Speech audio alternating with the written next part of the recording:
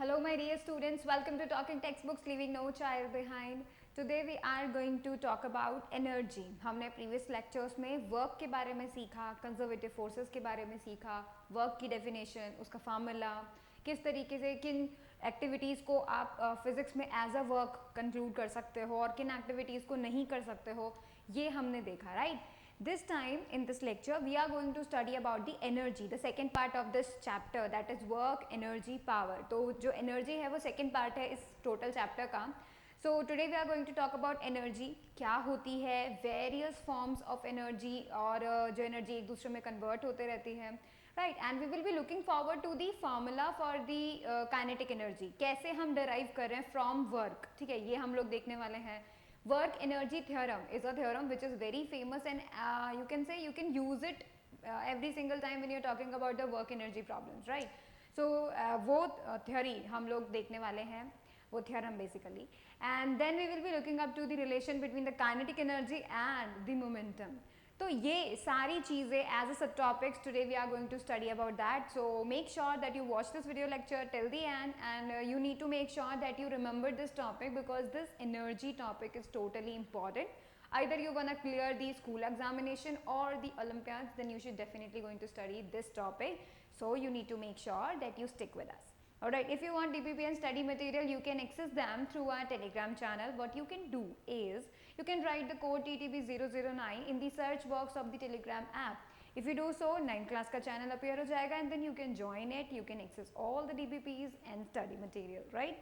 Now see, this is the team which is going to help you a lot as we are putting so much effort in getting up to you and we are preparing all the lectures and all the content for you all so that you can get the knowledge required to crack the examination, either that is the school examination or the Olympiad, right? That is the main thing. So if you are gonna go for the NTSC, NSCJS, you can study from these video classes and you can share these video classes to everybody, every one of your friends and all, right? So then they can also study from these and they can also crack their examination goal. That is the most important thing, right?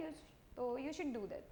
Now in accordance to these video lectures which are free for everyone, so basically we have also prepared some packages for you all, and to access those packages what you need to do is you need to go on our website www.talkingtextbooks.in. So if you go on our website then you are going to get the two type of packages over there for every class.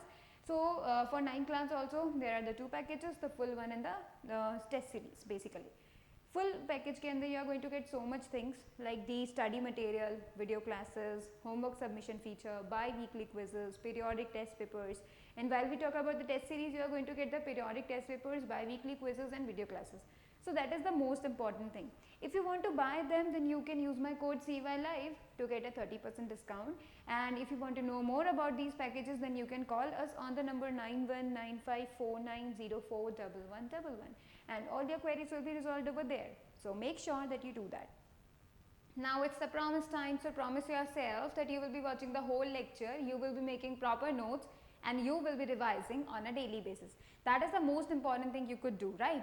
अगर अभी से आप revise करेंगे सो basically ये topic फिर आपके mind में stick हो जाएंगे, they become permanent over there, right? और you are going to calculate all the things, all the numericals you are making, you can definitely going to apply all the various concepts into the real life situation, into the problems. इससे आपको बहुत फ़ायदा होगा, आपको concept का बिल्कुल basic समझ में आने लगेगा, आपको पता आने लगेगा कि इस कंसेप्ट को हम किस तरीके से रियल लाइफ में यूज़ करते हैं and all that, जो कि बहुत ज़रूरी है if you want to go high, right? That is the main thing. So if you aim high then you should definitely talk about these topics, ठीक है? You should definitely work on these topics, you should make them revise every day, ठीक है? 1 hour आपको revision daily करना है, then only you are going to get all the necessary things जो कि हम लोग एक as an topper में देखते हैं, ठीक है? अब देखिए हमारा लेक्चर है third, that is the energy. So we will be talking about all the things about energy and the subtopics we are going to see today is the energy, definition of energy, unit of energy, different forms of energy, expression for kinetic, सिर्फ kinetic energy क्योंकि आज के तो इतना ही हो पाएगा, सही. उसके बाद देखिए work energy theorem and relation between the kinetic energy and momentum. ये जो सब टॉपिक्स हैं ये हम आज देखने वाले हैं, ठीक है, in today's lecture. So let's get started. हम लोग एनर्जी से जो है स्टार्टिंग करते हैं. सो देखो, जब कभी हम मॉर्निंग में उठते हैं so we feel very energetic, बहुत ज़्यादा हमें अपने अंदर एनर्जेटिक फील होता है। Why so? उस वक्त अगर हम कोई भी फोकस वाला काम अगर करेंगे या फिर अगर उस वक्त हम कोई हार्ड वर्क करना चाहेंगे सो हम बहुत ही अच्छे फोकस के साथ कर पाते हैं, ठीक है, because we have that energy, ठीक है, ये हमारे पास है। सो बेसिकली जब हम मॉर्निंग में रहते हैं we are so much full of excited energy, बहुत फ्रेश और बिल्कुल बहुत हैप्पी हैप्पी फील होता है, and we do all the different work. उस वक्त अगर हम जितने भी काम दे देंगे सब हम कर देंगे, but at the end of the day you are getting so much tired, बहुत ज़्यादा एग्जॉशन हो जाता है, बहुत ज़्यादा टायर्डनेस हो जाती है, इतनी ज़्यादा कि भाई हमको पानी पीने में भी बहुत जोर आने लगता है, राइट, कि भाई कौन जाएगा रसोई तक पानी पीने जाएगा, right. That is the thing कि भाई उस वक्त तक आपके अंदर क्या है, वो जो एनर्जी थी वो खत्म हो चुकी होती है। That is why you feel so much tiredness, ठीक है। तो बेसिकली आपकी बॉडी में क्योंकि एनर्जी है you feel energetic, and whenever that is gone तो इसका मतलब you feel very tired, you feel exhausted, you are not able to do any work, ठीक है, बहुत ही ज़्यादा हम लोग फोकस भी नहीं कर पाते हैं। So that is the thing कि भाई वो एनर्जी आपके अंदर होनी चाहिए। सो बेसिकली ये एनर्जी कुछ ऐसी चीज़ होती है जो कि हमें काम करने के लिए, वर्क करने के लिए एक तरीके से मोटिवेट करती है। If that as a fuel की तरह काम कर सकती है कि भाई if I have energy I can do all the work, but if I don't have energy तो मैं कुछ नहीं कर सकती, राइट। ये जो एक कंसेप्शन है ये ट्रू है एक तरीके से हम बोले तो। जैसे कोई वीक मैन होता है, ठीक है, कोई वीक पर्सन, तो वो अगर थोड़ा सा भी फिजिकल वर्क करता है, बहुत ही थोड़ा सा वर्क करता है, तो भी वो जल्दी से टायर्ड हो जाता है क्योंकि उसके अंदर बहुत ही कम एनर्जी होती है। वीक पर्सन के अंदर बहुत ही कम एनर्जी होती है, ड्यू टू वाई वो बहुत जल्दी टायर्ड हो जाता है, ठीक है, बहुत जल्दी थक जाता है। बट एक स्ट्रॉन्ग मैन में काफ़ी ज़्यादा एनर्जी होती है, and that is the reason कि वो बहुत ज़्यादा काम करेगा ना तो भी उसको ज़्यादातर एनर्जी का लॉस नहीं होता है, because that the strong man, right. So इससे भी हमें फ़र्क पड़ता है, ठीक है, भाई कोई वीक है स्ट्रॉन्ग है उससे भी हमें फ़र्क पड़ता है। सो द थिंग इज़ कि ये जो कैपेसिटी है कि हम काम कर पा रहे हैं, हम कितना ड्यूरेशन तक काम कर पा रहे हैं, कितने टाइम तक हम काम कर पा रहे हैं और कितना काम कर पा रहे हैं, that capacity of doing work is the energy, ठीक है। तो ये जो चीज़ें जो हम लोग लॉस्ट कर देते हैं at the end of the day, and the thing which we gain when we get up in the morning and we are ready to do all the work excited and happy, that is energy जो कि आपके अंदर ऐसा behaviour आपको feel करवा रही है, ठीक है। सो बेसिकली जब हमारी एनर्जी लो हो जाती है, हम टोटल टायर्ड हो जाते हैं, there is no much excitement, कुछ भी नहीं होता है, we are getting so much bored, जल्दी हो जाते हैं, टायर्ड हो जाते हैं, कोई काम करने में मन नहीं लगता है। When we feel energetic we feel excited, we are ready to do all the work, सब कुछ करने को बिल्कुल तैयार रहते हैं और we are totally excited to do the work, right. Focus भी हम लोग कर पाते हैं, तब बहुत अच्छा फील होता है। So basically you should get more and more energy, और ये एनर्जी कहाँ से मिलती है? खाने से मिलती है, right. We eat food, that is why we gain energy. So basically यहाँ पर आपको जो एनर्जी की हम बात कर रहे हैं दैट इज द कैपेसिटी, आपकी उस वक्त कितनी कैपेसिटी है कि आप काम कर सको, राइट।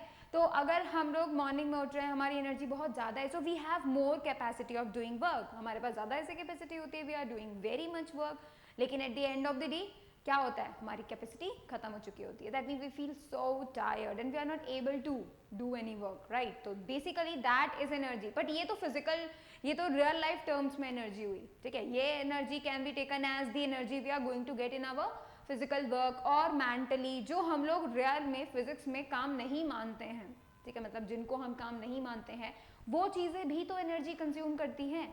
फॉर एग्जाम्पल कि जब आप दीवार को धक्का देने की कोशिश कर रहे हो तो थोड़े टाइम बाद आप एग्जॉस्टेड हो जाओगे, बिकॉज आपने सारी एनर्जी तो खत्म कर दी, फिर भी काम तो हुआ नहीं। फिजिक्स के टर्म्स में तो हम यही बोलेंगे ना कि दीवार तो हिली नहीं, तो दैट मीन्स काम तो हुआ नहीं। सो काम अगर हुआ ही नहीं फिर भी तुम्हारी एनर्जी एग्जॉस्ट हो गई, so that energy is a fuel actually which can let you work, जो आपको काम करने दे सकती है, आपकी उस कैपेसिटी को बता सकती है, right. But actually doing work is not energy. Now let's me tell you the exact definition of the energy. Capacity of doing work or total work done by a man or by an agent is called energy of the man or the agent. जितना काम हुआ है या फिर total work done जितना हुआ है that is equal to the energy, ठीक है। तो अगर हम लोग बोलेंगे that if you pushed a box, अगर आपने एक बॉक्स को धक्का दिया है, आपने एक जगह से दूसरी जगह तक उसको पहुंचा दिया है, सो व्हाट हैपेंड देन, आपने उसको धक्का दिया, आपने उसको एक जगह से दूसरी जगह पहुंचा दिया, एट दैट टाइम आपने उस बॉडी को कुछ एनर्जी दिया, ठीक है। सो उस बॉडी की एनर्जी जो होगी that would be given by the, जो आपने वर्क डन उस पर किया है, that would be equal to the energy of that body, ठीक है। सो बेसिकली यहाँ पर हम लोग बोल सकते हैं कैपेसिटी ऑफ डूइंग वर्क, कितनी आपके अंदर कैपेसिटी है कि आप काम कर सके, या फिर कितना काम आपने किया है, that can be taken as the energy of the man और द एजेंट, ठीक है। If you are pushing a box, तो आपके अंदर कितनी एनर्जी होगी वो कैसे पता चलेगा, कितना काम आपने किया है उससे, या फिर आपके अंदर कितना कैपेसिटी है कि आप इस बॉक्स को उठा के वहां रख दें या खिसका कर वहां रख दें। तो ये जो यहाँ पर है that is known as the total work done by you, ठीक है, या फिर आपके अंदर कितनी कैपेसिटी है, that is energy actually, right. Now let's talk about its unit. Unit क्या है, दो यूनिट की हम बात करते हैं। Let me tell you one unit जो हम लोग देख रहे हैं वो है, देखिए CGS यूनिट जो होती है that is centimetre gram system में जो यूनिट होती है दैट इज CGS सिस्टम, ठीक है। CGS सिस्टम में जो यूनिट होती है, लेट्स राइट दैट, ठीक है। यूनिट क्या होती है उसकी, अर्थ, ठीक है, दिस इज अर्थ, ठीक है। अगर हम बात करते हैं और SI यूनिट जो होती है, SI सिस्टम में जो उसकी यूनिट होती है, SI यूनिट जिसे हम कहते हैं वो होती है जूल, ठीक है। इसे कैपिटल J से शो करते हैं, ठीक है।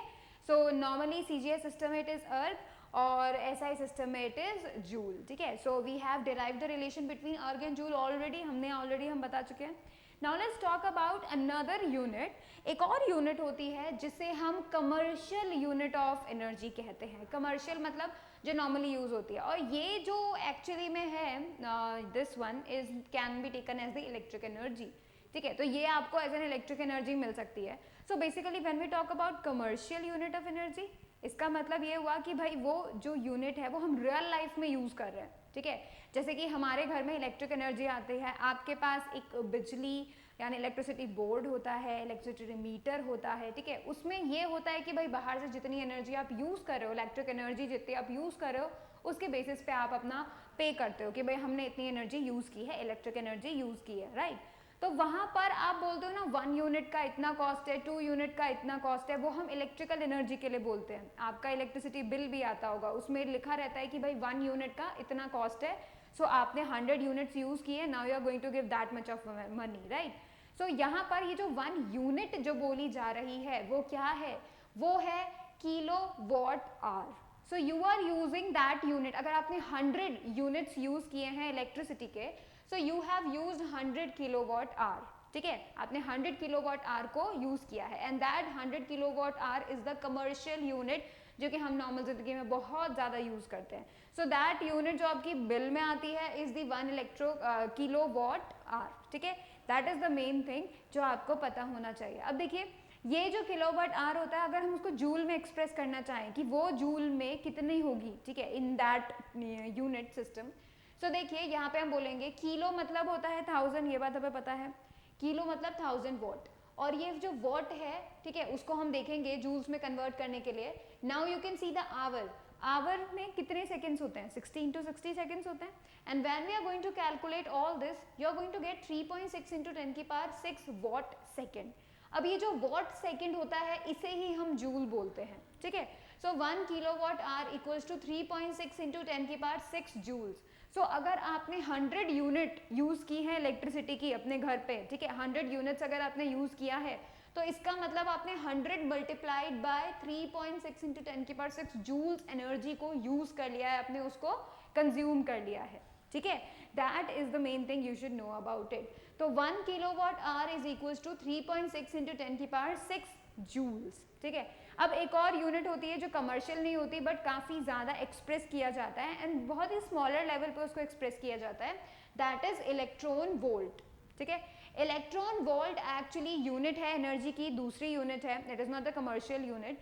देखिए कौन सी यूनिट है, the energy of an electron when it is accelerated bye potential difference of 1 volt. इसे ही हम क्या बोलते हैं, 1 इलेक्ट्रॉन वोल्ट, ठीक है। तो जब कभी हम एक इलेक्ट्रॉन को क्या करते हैं, एनर्जी देते हैं, हम उसको पोटेंशियल डिफरेंस प्रोवाइड करते हैं 1 वोल्ट का, so that can be taken as the 1 electron volt energy. और ये कितनी होती है, 1.6 into 10 की power -19 joule, that is the charge of the electron, right. यही तो चार्ज होता है 1.6 into 10 की पावर -19, और यही उसके पास एनर्जी होती है when we give the 1 volt of potential difference to their electron. Basically ये दो अलग यूनिट्स हैं जो कि एक्सप्रेस हैं, एक्सप्रेसेबल हैं, और ये अलग अलग जगहों पे हम यूज़ करते हैं। This 1 electron volt when we talk about the electricity हम तभी यूज़ करते हैं, ठीक है। इलेक्ट्रॉन वोल्ट हम लोग इलेक्ट्रिसिटी के टाइम में यूज़ करते हैं। 1 किलोवाट आवर हम as a commercial unit use करते हैं। So these are the various units where we use, ठीक है, अलग अलग जगहों पे हम इसे यूज़ कर लेते हैं। Now let's talk about the different forms of energy. आप लोग एनर्जी को जानते हैं, बट ये एनर्जी एक ही फॉर्म में नहीं रहती है, अलग अलग फॉर्म में रहती है। हो सकता है आप इन्वायरमेंट से किसी और फॉर्म की एनर्जी यूज कर रहे हैं किसी और फॉर्म में, and it is going to be converted in another form, and then all and all and all, because we know that energy doesn't created and energy don't you can say destroyed, right? ना तो वो create हो सकती है ना वो destroy हो सकती है। so basically ये एक फॉर्म से दूसरे फॉर्म में कन्वर्ट हो जाती है। कई बार ऐसा होता है कि एक फॉर्म जो कि यूजेबल नहीं है, मतलब आप उसको यूज नहीं कर पा रहे हैं, so when we convert that form into another usable form and we can use that. कभी कभी ऐसा भी हो जाता है कि आसपास है तो बहुत सारी एनर्जी बट वो अनयूजेबल फॉर्म में है, and we make sure that अब हम उसे यूजेबल फॉर्म में कन्वर्ट करेंगे and then we are going to use it, ठीक है। तो ऐसे करके बहुत सारी एनर्जी हमारे आसपास अवेलेबल है। Now let's see what are the different forms of energy. So सबसे फर्स्ट एनर्जी हमें जो कि सुनने और देखने में आती है, that is the heat energy. और ये हीट एनर्जी आपको सर्दियों में बहुत ज़्यादा ज़रूरत पड़ती है, राइट। हीट एनर्जी हमें चाहिए होती है so that we can keep ourselves warm, right. Heat energy actually में सन से भी प्रोवाइडेड होती है, मोस्टली सन से भी प्रोवाइडेड होती है, आपको हीटर से मिल सकती है, ठीक है, और भी वेरियस सोर्सेज। आप लॉग ऑफ वुड जब जलाते हैं, जैसे हम कुछ तो कहते हैं, ठीक है, तो बेसिकली जब आप लॉग ऑफ वुड, गांव में क्या होता है कि भाई वो लकड़ी जलाते हैं, राइट, कोयला जलाते हैं। So basically that is the main thing कि they are going to get the heat energy to keep themselves warm, right. Winter में इसकी बहुत ज़्यादा ज़रूरत होती है। Now see, when we burn coal, wood or gas, heat energy is released. In the case of cooking of food, तभी भी heat energy use होती है। Steam possesses heat energy, that is why in a steam engine, the heat energy of the steam is used to get the work done. यहाँ पर जो steam engine बहुत पहले चलते थे, तो वहाँ पे स्टीम इंजन में भी तो यही होता था, कोयले को हम कोल को जलाते थे, उसको बर्न करते थे, उससे टेम्परेचर रेज होता था, we got the heat energy and we consume that energy in the usable form and we make sure that the vehicle run, ठीक है। तो बेसिकली ये जो हीट है, ये हीट एनर्जी जो है वो काफ़ी ज़्यादा यू कैन से मात्रा में अवेलेबल हो सकती है, बट ये आपको तभी मिलेगी when you are going to burn something, ठीक है। जैसे कि सन खुद में बर्न होता रहता है सन, लेकिन वो हमको हीट एनर्जी प्रोवाइड करता है, ठीक है, वो भी तो हीट एनर्जी देता है, तभी तो हमें दिन में वार्म फील होता है और रात में ठंडा फील होता है, right. Now the second type of energy is the light energy. ये हमें काफ़ी सोर्सेज से मिलती है, सन से मिलती है, स्टार से मिलती है। हालांकि स्टार से हमें इतनी रोशनी नहीं मिलती है कि हम उसको यूज़ कर सकें, but still we get that. Even electric bulb, tubelight, candle, इन सब से हमें लाइट एनर्जी मिलती है। लाइट एनर्जी का बेसिक काम क्या होता है कि हमें वो चीज़ों को विजिबल करवाए, ठीक है, ये उसका बेसिक काम होता है। तो बेसिकली लाइट एनर्जी जो होती है खुद तो इनविजिबल होती है, खुद तो दिखाई नहीं देती है, बट वो हर एक चीज़ को विजिबल कर देती है। आप जैसे आपका रूम है, you are able to see everything inside your room, ठीक है, आप अपने रूम में सब कुछ देख पा रहे हैं, sofa, chair, table, wall hangings, door, walls, tubelight, fan, your books, notebooks, pen, pencil, सब कुछ, you are able to see सब कुछ, ठीक है। Why you are able to see सब कुछ? Only the presence of light is going to do so, ठीक है, क्योंकि वहां पर लाइट प्रेजेंट होती है तभी आप सब कुछ देख पाते हैं। अगर लाइट प्रेजेंट नहीं होती तो आप कुछ भी नहीं देख पाते, ना तो आपको बैट दिखाई देता, ना आपको अपना टेबल दिखाई देता, ना बुक्स दिखाई देती, ना पेन दिखाई देता, कुछ भी दिखाई नहीं देता। आप ऐसा खुद से ट्राई कर सकते हैं, रात में आप लाइट बंद कर दीजिए, पूरा अंधेरा क्रिएट कर दीजिए, आपको कुछ नहीं समझ में आएगा, आपको कुछ दिखाई नहीं देगा, right. That is the main thing. So what you need to do is you need to make sure कि लाइट वहाँ हो, तभी तो आप चीज़ों को देख पाओगे, राइट। सो बेसिकली ये लाइट क्या करती है, क्या काम करती है, वो चीज़ों को विजिबल बनाती है, ठीक है। सो लाइट फॉल होती है उस पर और चीज़ों से क्या होती है, रिफ्लैक्ट होती है, and then only you are going to see the things. जैसे सोफा, तो सोफे पे पहले क्या होगा, आपके रूम में जो ट्यूबलाइट है, जो सोर्स ऑफ लाइट है, तो उससे क्या होगा, सबसे पहले सोफे पे जाएगी लाइट, उस लाइट जो सोफे पे गई है रिफ्लेक्ट होने के बाद आपकी आंखों में जाएगी, and then only you are able to see the sofa. समझ में आई? So this light energy is going to be make sure that everything becomes visible around you, ठीक है, that is the main thing. Even हम भी देख पाते हैं किसकी वजह से, लाइट एनर्जी की वजह से। अगर हमारी आंखों में कोई लाइट नहीं जाती है, we are not able to see anything. So basically it is a form of energy which gives us the sensation of vision. Natural source of light is the sun. Electric bulb also emits light energy, but it is not natural because we made that, human made है electric bulb, that is why it is not natural, it is artificial. Now let's talk about the sound energy. तो देखिए यहाँ पे जो sound energy है ये एक ऐसी एनर्जी है जो कि एक वाइब्रेटिंग बॉडी एमिट करती है, ठीक है।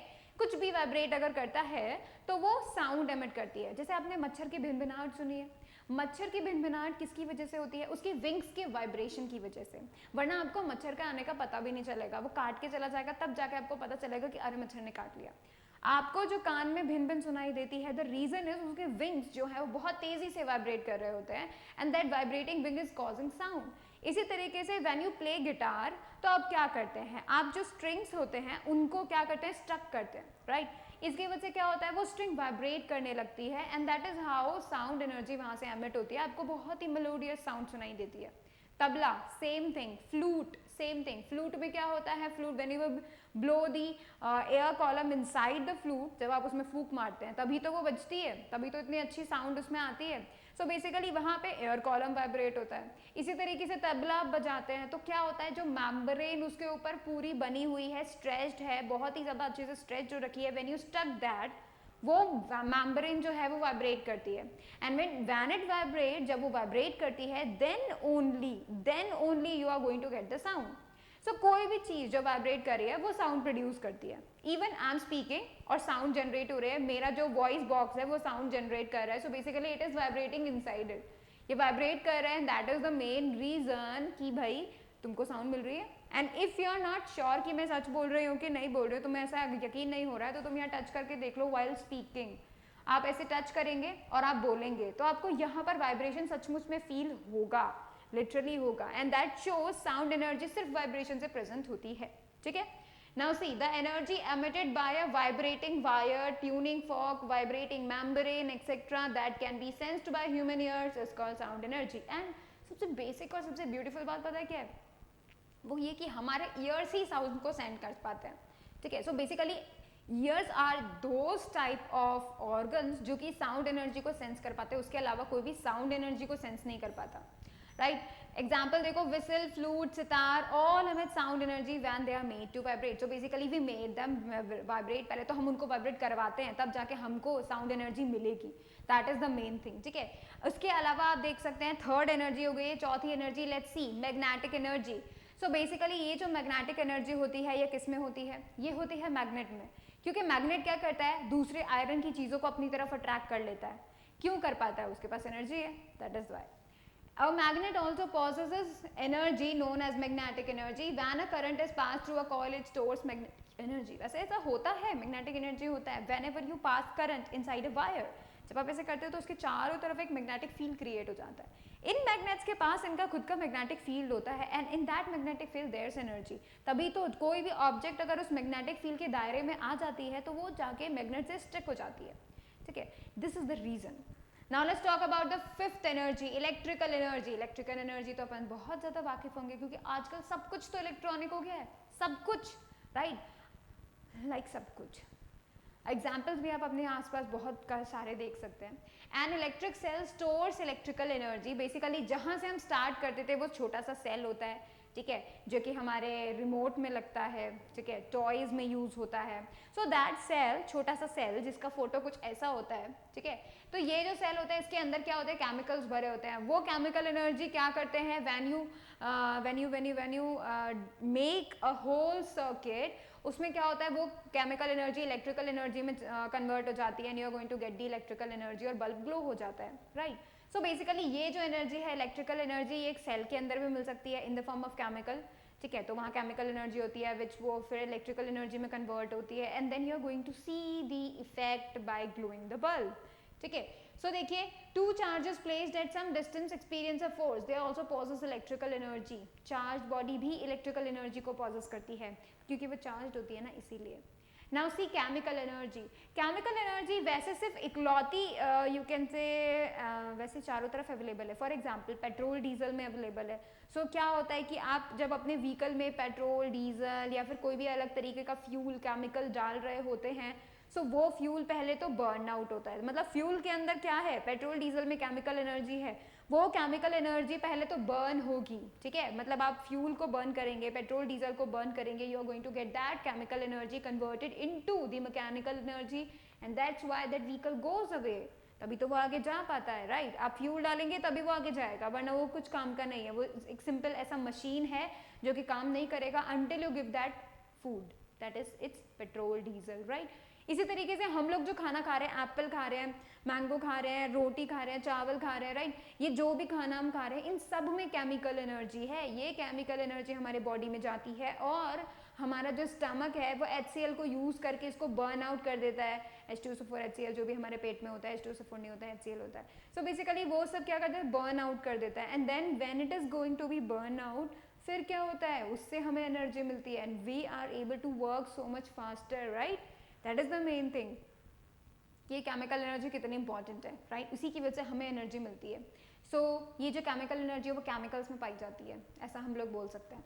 नेक्स्ट आप देखिए solar energy, solar energy sun की एनर्जी, जो सन से हमें एनर्जी मिल रही है, ठीक है, तो जो भी एनर्जी सन रेडिएट करता है जिसको हम सोलर पैनल्स की हेल्प से इलेक्ट्रिक एनर्जी में कन्वर्ट करते हैं and then we use that electrical energy, so basically we are using that solar energy जो कि बहुत वास्टली अवेलेबल है बट वो यूजेबल फॉर्म में नहीं है, ठीक है, तो उसको यूजेबल फॉर्म में कन्वर्ट करने के लिए हमने क्या किया, सोलर पैनल्स क्रिएट किए, सोलर पैनल्स के ऊपर जब सनलाइट फॉल होती है तब जाके वो इलेक्ट्रिक एनर्जी में कन्वर्ट होती है and then it is coming to us so that we can use it in the electrical form, ठीक है।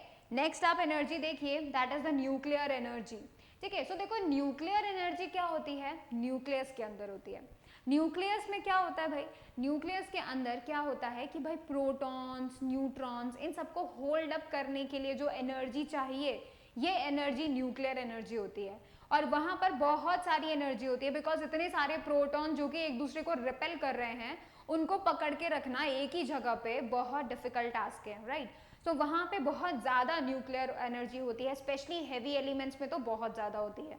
सो बेसिकली अब इसकी हम लोग यूज़ कैसे करें, इसको हम लोग कैसे बताएं कि भाई एग्जिस्ट तो हो रही है, अब उसको यूज़ करने के लिए कुछ तो होना चाहिए, so we created the nuclear energy power plants.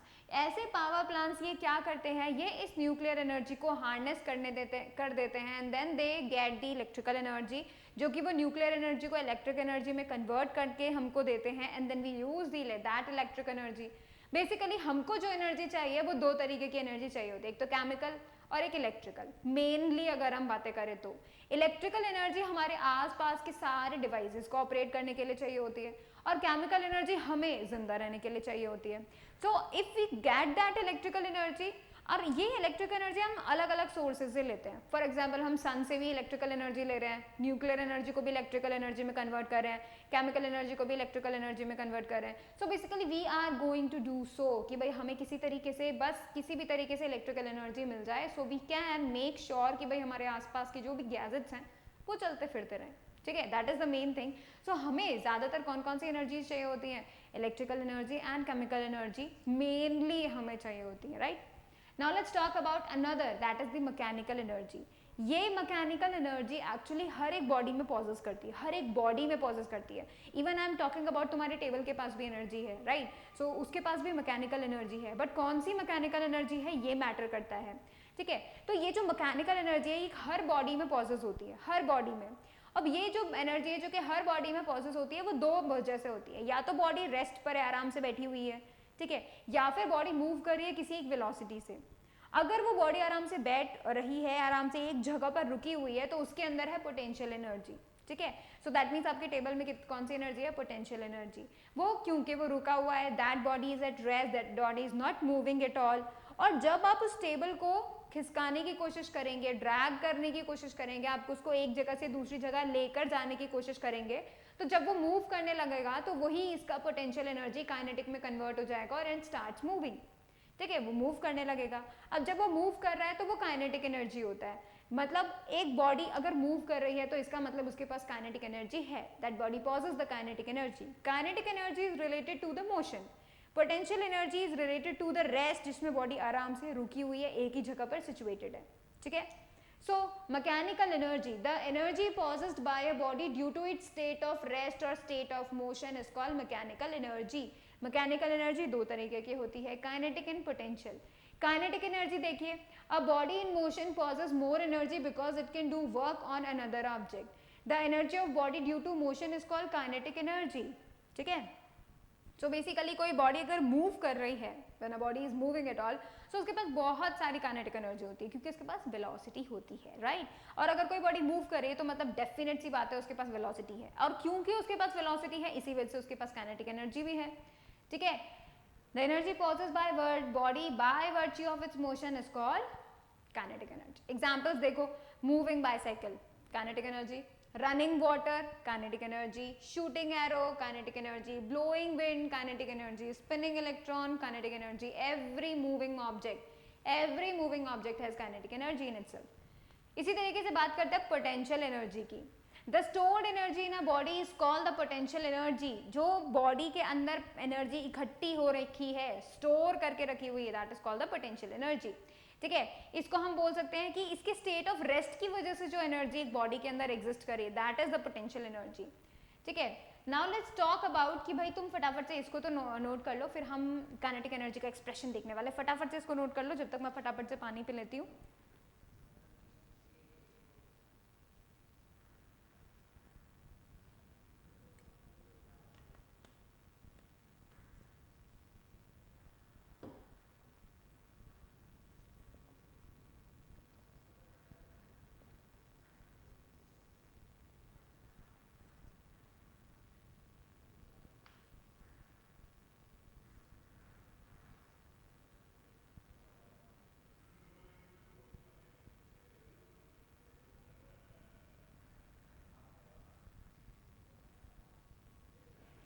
All right, now let's move up to the next thing, that is the expression for kinetic energy.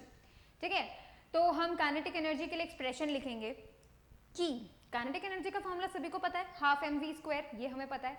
ये हाफ एम वी स्क्वायर कैसे आया, we are going to talk about that. ठीक है, तो हमने consider कर लिया है भैया, एक बॉडी है, कंसीडर कर लिया है, मास m की बॉडी है, moving in a straight line with velocity v, वो v वेलोसिटी से मूव कर रही है, लेकिन वो कहाँ से मूव कर रही थी, रेस्ट से मूव करती है।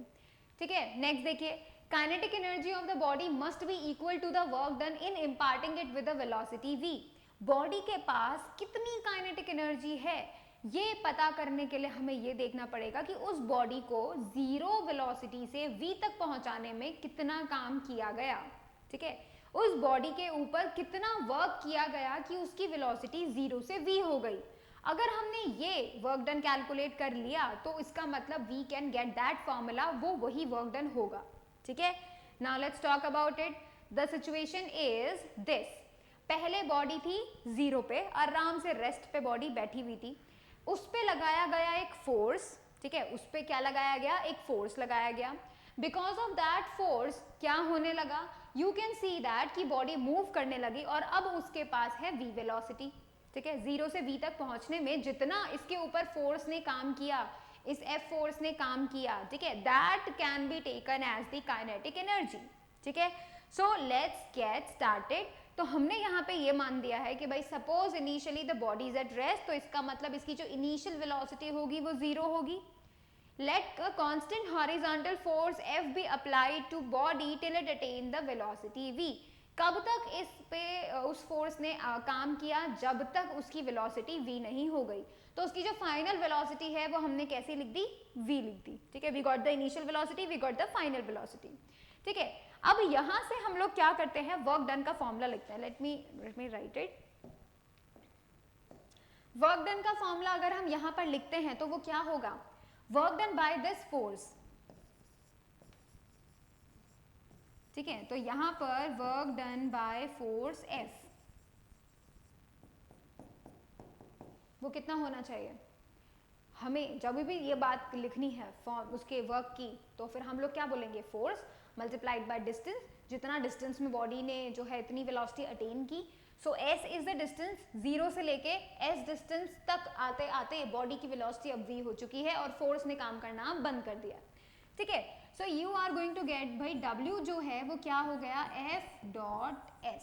ठीक है, ये है हमारी इक्वेशन नंबर 1। इक्वेशन नंबर 1 पता चल गई सभी को।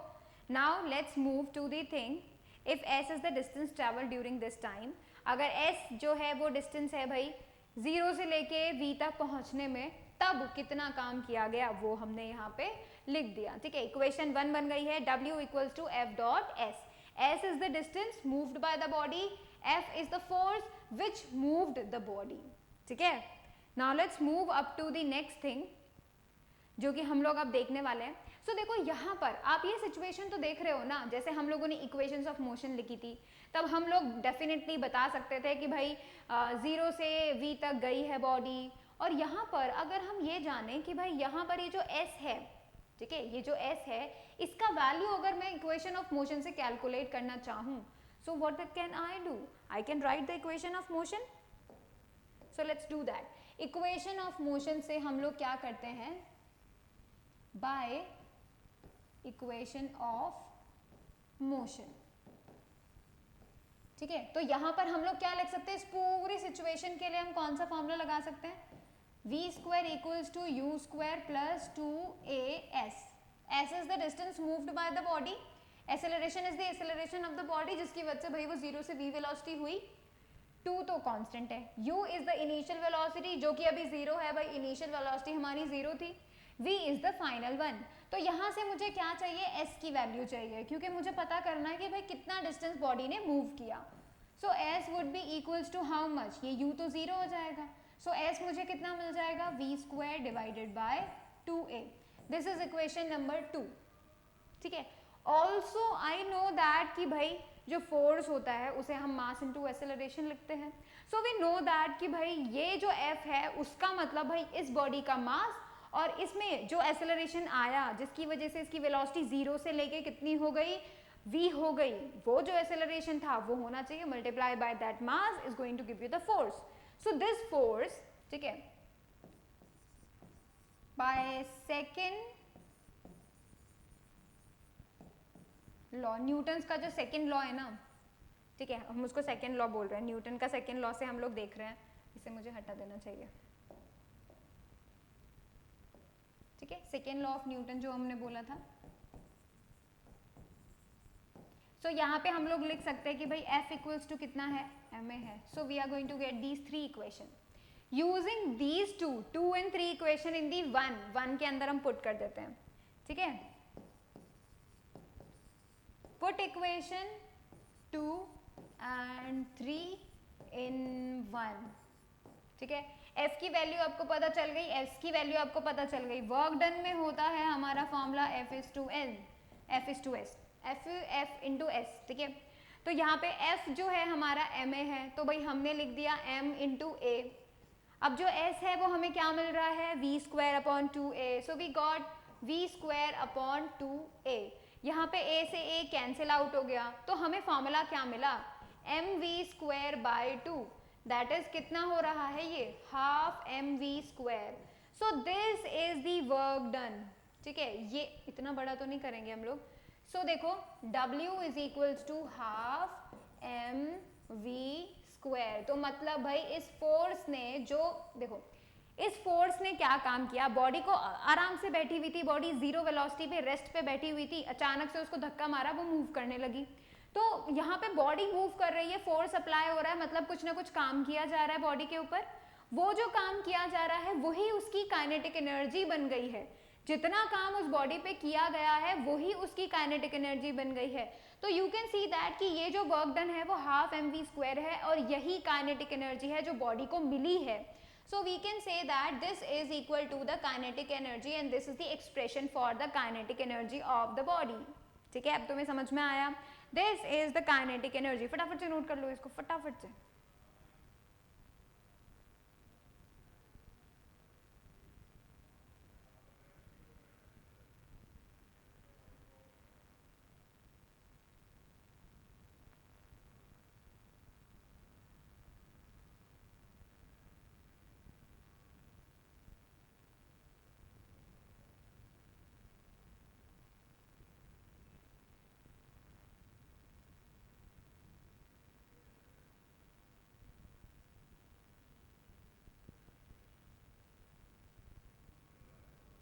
ऑलराइट, आगे बढ़े, चलिए आगे बढ़ते हैं, और यहाँ पर हम लिखते हैं कि भाई जो W था वही क्या हो गया, वही बन गया है हमारा kinetic energy gained by the body.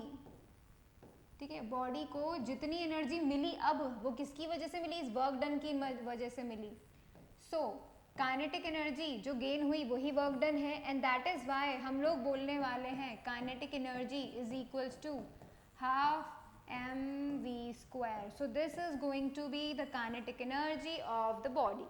ठीक है, इसके अलावा जो आपको मेन बातें पता होनी चाहिए वो ये देखिए कि ये जो काइनेटिक एनर्जी है, ठीक है, ये मूविंग बॉडी की, वो किसकी डायरेक्टली प्रोपोर्शनल है, mass of the body and square of the velocity of the body, इसके डायरेक्टली प्रोपोर्शनल है। ठीक है, इसका मतलब हम लोग बोल सकते हैं कि भाई यहाँ पर अगर हम किसी रेस्ट की बॉडी की बात करेंगे तो उसका काइनेटिक एनर्जी हमें जीरो मिलेगा, क्योंकि उसके पास तो v तो जीरो होता है। सो कोई बॉडी अगर रेस्ट पे है तो उसका मतलब उसके पास काइनेटिक एनर्जी नहीं है। अगर किसी बॉडी के पास कोई ना कोई वेलोसिटी है तो मतलब उसके पास काइनेटिक एनर्जी है, and that is the reason कि भाई इस काइनेटिक एनर्जी को हमेशा बोला जाता है that it is possessed by a moving body only, by the virtue of its motion only. ठीक है, that is the main thing you should know about it. अब कुछ पॉइंट जो आप दिमाग में ध्यान में रख सकते हैं, what is that, kinetic energy like work is a scalar quantity. Kinetic energy क्या है, एक स्केलर क्वांटिटी है, बिल्कुल वर्क के जैसे बिल्कुल स्केलर क्वांटिटी है। भले ही आप वेलोसिटी को एक वेक्टर समझें, फिर भी आई एम टेलिंग यू कि यहाँ पर जो काइनेटिक एनर्जी है that is a, you can से अ स्केलर क्वांटिटी। ठीक है, kinetic energy of a moving body depends on its speed, magnitude of velocity, but not on the direction in which it is moving. ये बात आपको ध्यान में रखना है, काइनेटिक एनर्जी वेलोसिटी पे डिपेंड करती है बट सिर्फ उसके मैग्नीट्यूड पे जो है मैटर करती है, that is the main thing. इसी वजह से वो क्या है, एक स्केलर क्वांटिटी, क्योंकि वो डायरेक्शन पे डिपेंड नहीं करती, कहीं भी मूव कर रही हो बॉडी कोई फर्क नहीं पड़ता। ठीक है, किसी भी डायरेक्शन में मूव कर रही हो उसकी जो एनर्जी है वो चेंज नहीं होने वाली, it does not depend any direction. ठीक है, that is the main thing कि अब तुम्हें ये समझ जाना चाहिए that this kinetic energy is actually a scalar one. Alright, आगे बढ़े, आगे चले तो देखिए mv² बोथ आर पॉजिटिव, इसी वजह से हम हमेशा ये बोलने वाले हैं कि एनर्जी, काइनेटिक एनर्जी हमेशा हमें पॉजिटिव मिलने वाली है। ठीक है, अब देखो फैक्टर्स अफेक्टिंग, दो फैक्टर जो सभी को अब पता चल चुके हैं, दो ऐसे फैक्टर जिनके ऊपर काइनेटिक एनर्जी डिपेंड करती है। Number one is the mass, जितनी ज्यादा मास होगा बॉडी का उतना ज्यादा काइनेटिक एनर्जी जो है उसके ऊपर होगा, उसके पास होगा। जितनी ज्यादा वेलोसिटी बॉडी के पास होगी उतनी ही ज्यादा काइनेटिक एनर्जी भी बॉडी के पास होगी। ठीक है, so these two are the factors जो कि बहुत बहुत बहुत जरूरी हैं। तो आप इनको फटाफट से अलग हेडिंग में डाल के लिख लीजिए, कभी भी आपको फैक्टर्स जब बोले जाएंगे you are going to write that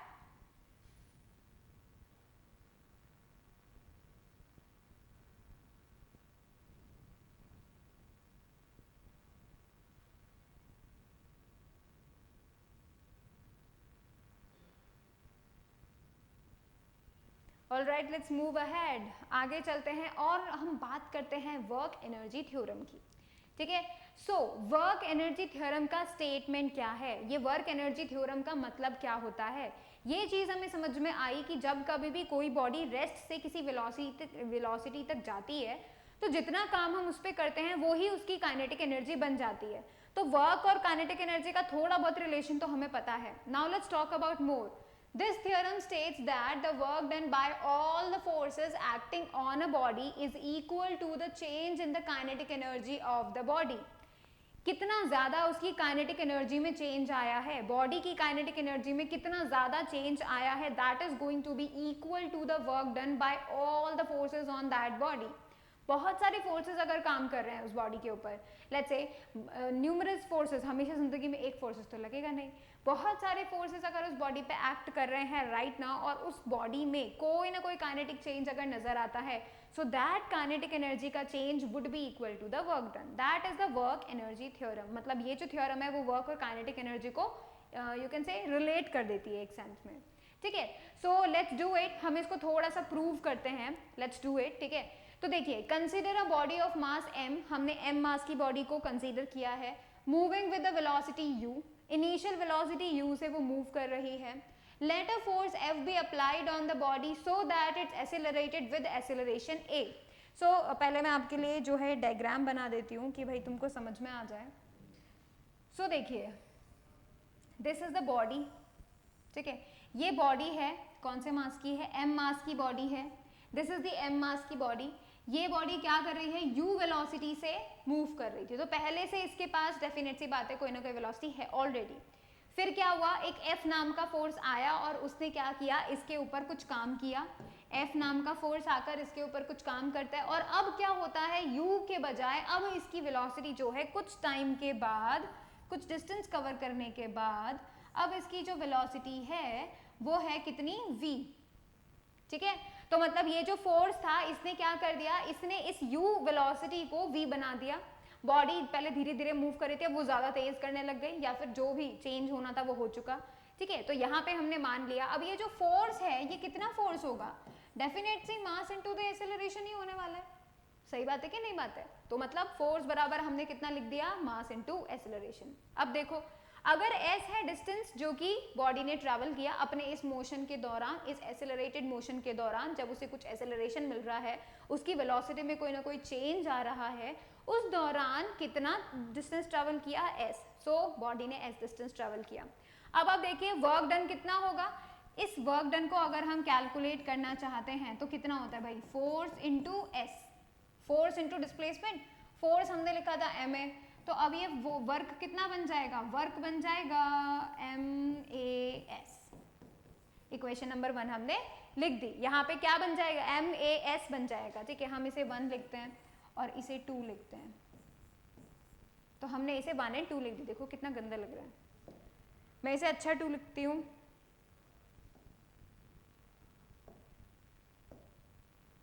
so यहाँ पे हमने एक अच्छा 2 लिख दिया।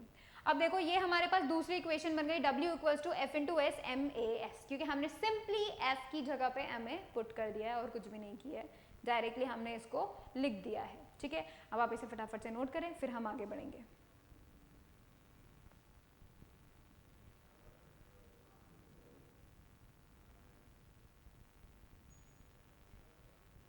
ऑलराइट, हो गया। अब हम इसे आगे मूव करते हैं। यहाँ पर आप देखिए MAS हम लोगों ने लिख दिया है, इक्वेशन हमारा 2 आ चुका है।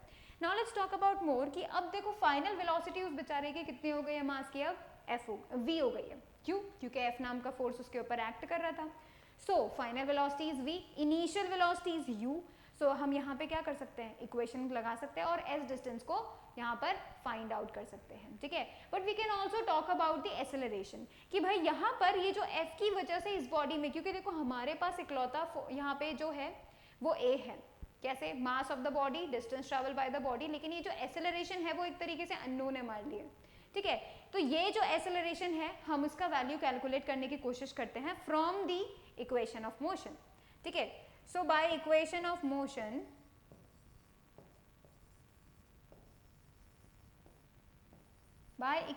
मोशन यहाँ पर हम लोग फाइनल वेलोसिटी का स्क्वायर बराबर इनिशियल वेलोसिटी का स्क्वायर प्लस 2as हम लोगों ने लिख दिया।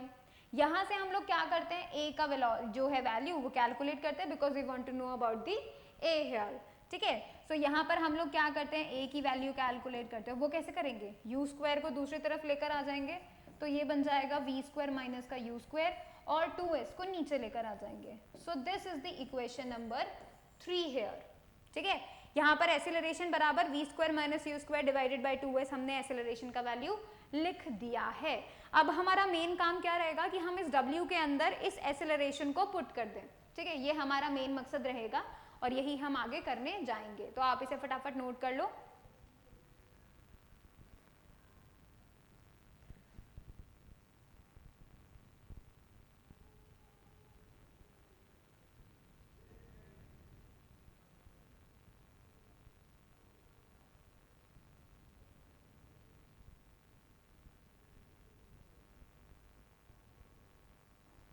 आगे बढ़े, चलो अगर आगे बढ़ते हैं और यहाँ पर उसी प्रूफ को कंटिन्यू करते हैं।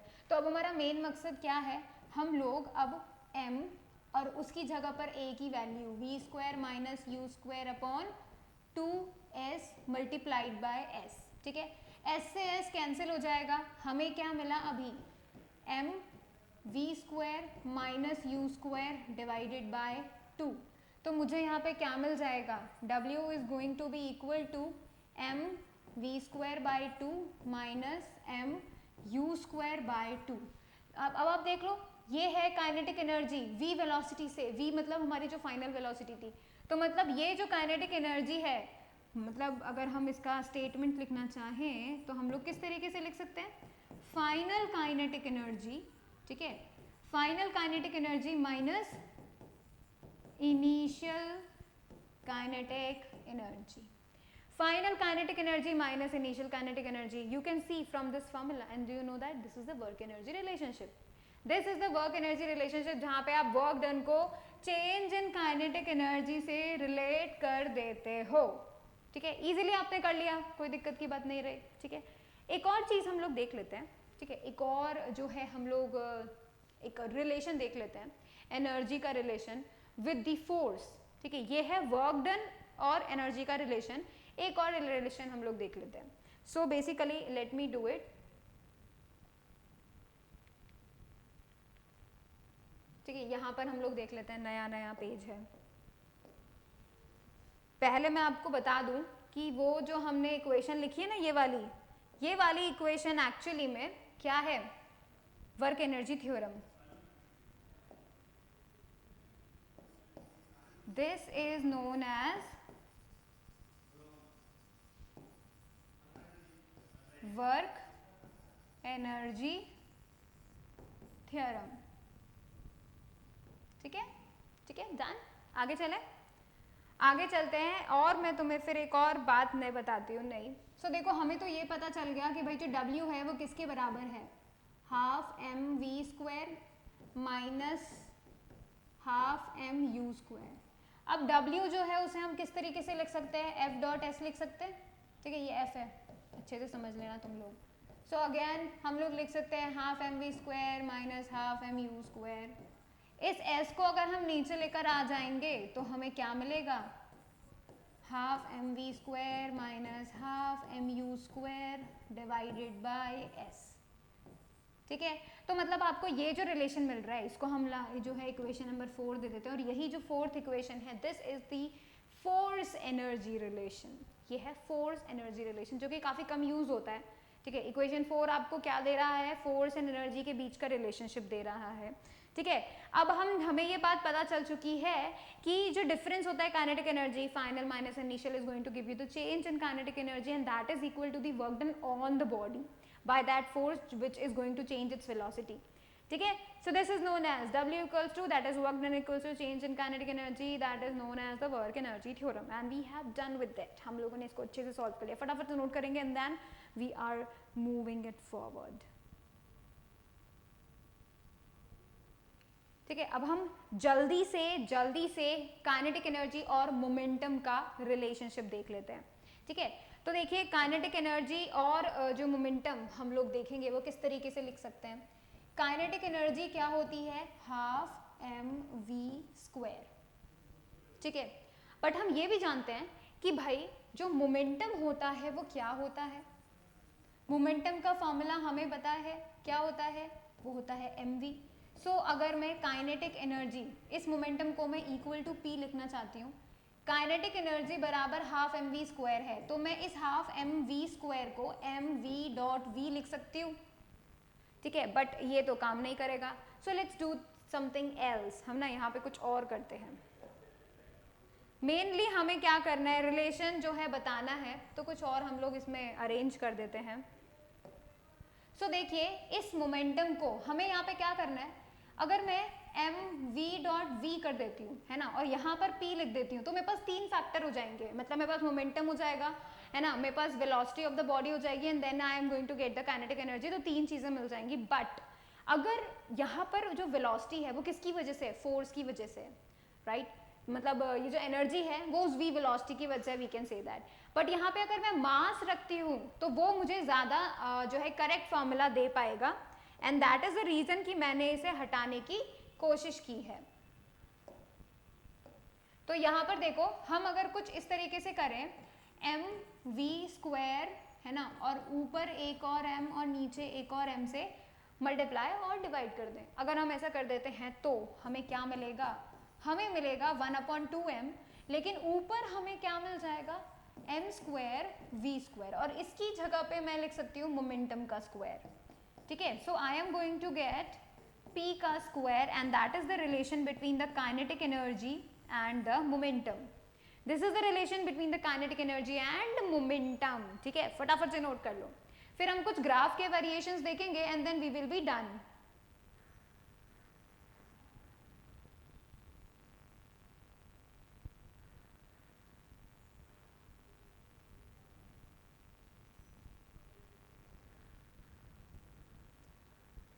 तो चलो अब हम ग्राफ्स देखते हैं. ठीक है, देखो अब यहाँ पर हम एक जो है एक मोस्ट इम्पॉर्टेंट थिंग जो हम लोग का है वो हम लोग करते हैं.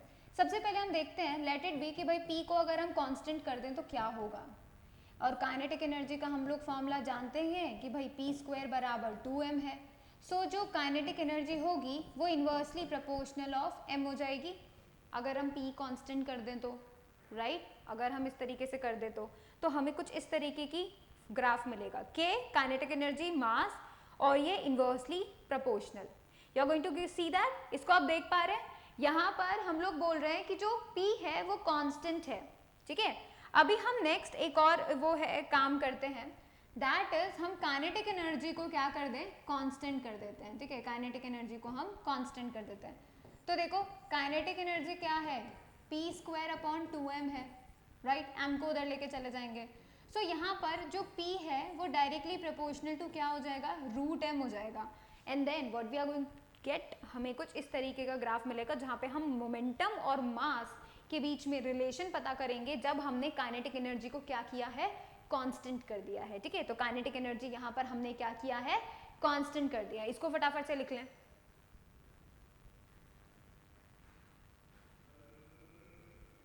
अब हम नेक्स्ट फैक्टर में हम लोग क्या कर रहे हैं, मास को कांस्टेंट कर दो. अब एक ही तो फैक्टर बचा.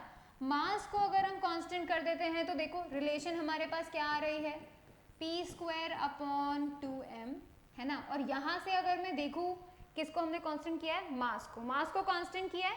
तो यहाँ से मोमेंटम जो है मुझे रूट ऑफ काइनेटिक एनर्जी मिलने वाला है. ठीक है, रूट जो है that is going to be directly proportional. तो देखो अगर हम मास को कांस्टेंट कर रहे हैं ना तो हमें p जो है यानी कि momentum that is going to be under root of kinetic energy उसके डायरेक्टली प्रोपोर्शनल हो जाएगा. तो अब हमें ग्राफ कैसा मिलेगा, कुछ इस तरीके का. काइनेटिक एनर्जी और मोमेंटम दोनों डायरेक्टली प्रोपोर्शनल है बट रूट भी है वहां पे. That is how you are going to get such type of graph. So आप इन तीनों चीजों में से मास, काइनेटिक एनर्जी और मोमेंटम इन तीनों में से एक एक को कांस्टेंट रखेंगे तो आपको दूसरों के वेरिएशंस पता चलेंगे and by that you can check out the relation in the graph between them. ठीक है, फटाफट से नोट कर लो and then we are going to end the lecture.